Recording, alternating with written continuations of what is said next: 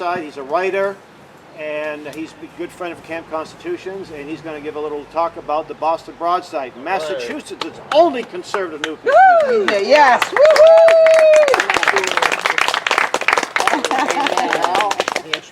And you should subscribe to this paper if you don't already. Oh, yeah. Okay, good afternoon, everybody. Good afternoon.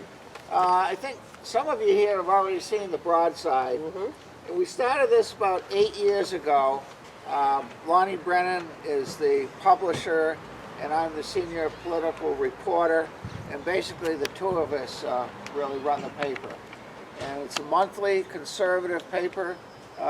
This is May's.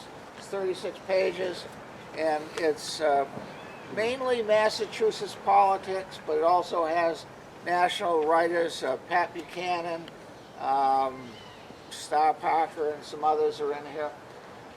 And we try to cover stories that you're not going to see in the regular media. I mean,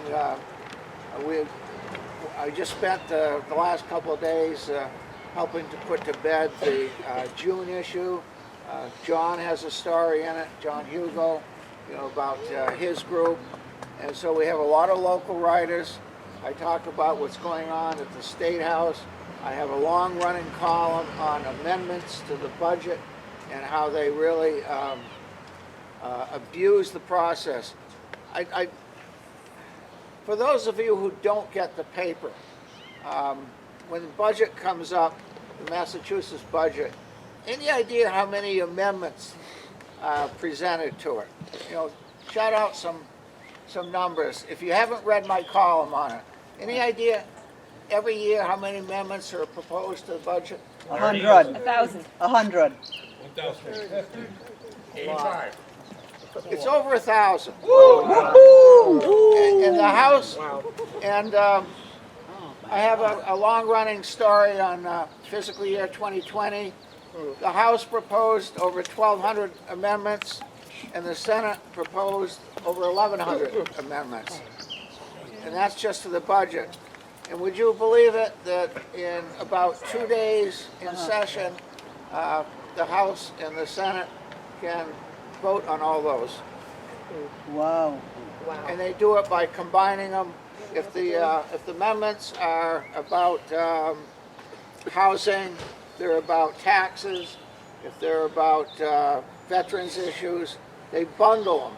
So a bundle would, like Amendment A, may have 20, 30, 50 of the amendments in it, and it'll be an up or down vote on Amendment A. So all those amendments will pass or not pass. And generally, if they are asking for more money, they will pass. So I go over that in here because a lot of people don't understand how broken our budget system is. But I just want to point out, I brought 100 copies. If you haven't seen this before, please take it with you.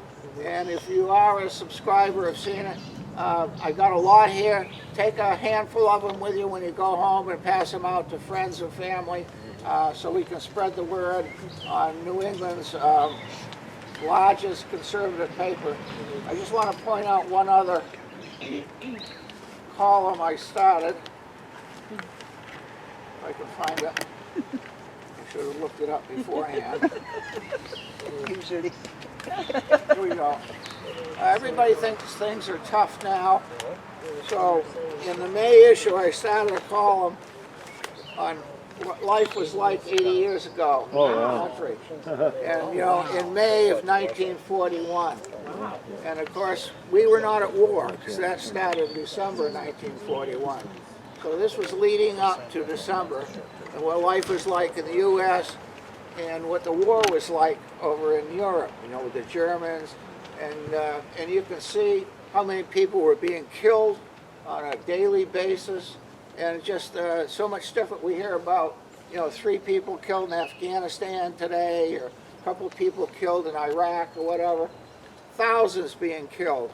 And, and in this month, I forget, it was either last month or the month we just finished, you talk about how all Catholic writings in Germany were prohibited in June. And Jews were exterminated in various, rounded up and exterminated in various countries. And that was before we got into the war. Wow. Before the extermination camps were in high gear. Yeah. So it's very interesting to see, you know, what life was like. It was really tough and really bad in the days leading up to World War II compared to what we experience today. So I ask you, you know, please take a handful, pass them around to your friends and family. I think you'll enjoy it. So thank you very much. Thank you. Thank you, Ted.